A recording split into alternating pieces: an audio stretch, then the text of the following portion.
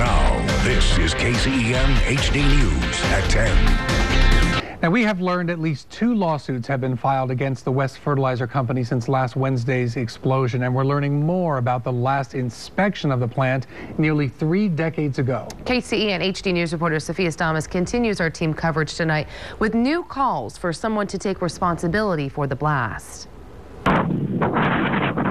The Bowles family caught the West Fertilizer explosion on video. Now Bridget and Roger are suing Adair Grain Inc. The impact of the blast broke Bridget's jaw, knocked her teeth out, and tore her eardrum. Roger was in their home with their small grandchild when the foundation cracked and the ceiling caved in. The big question that everybody has is, well, who's going to pay for all this? The suit accuses Adair Grain, owned by Donald Adair, of negligence in policies, procedures, training, supervision, maintenance, and repair. This type of business should have a lot of insurance in place with what they do. So it remains to be seen, but that's the question. We're going to get it answered. The last inspection by OSHA opened on February 13th, 1985. The plant was cited for 2 serious violations regarding respiratory standards and the way chemicals were handled and stored, as well as 4 lesser violations. That inspection was closed in May that year.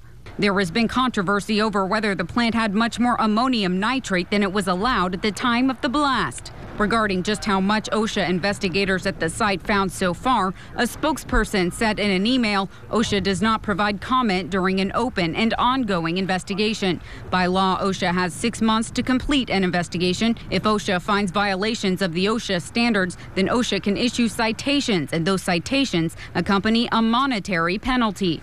Neighbors who live across from Adair say he took over the plant just a few years ago and wanted to turn it around, and that he's an honest and decent man who is involved in the community.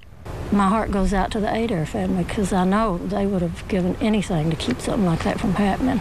Still, some say the plant's liability can't be disputed. Something bad happened out there that shouldn't have. It should have been prevented, and it wasn't. Now the question is how and if victims will be compensated. In West, Sophia Stamas, KCEN HD News.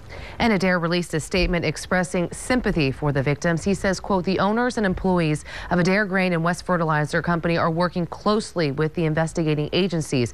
We pledge to do everything we can to understand what happened."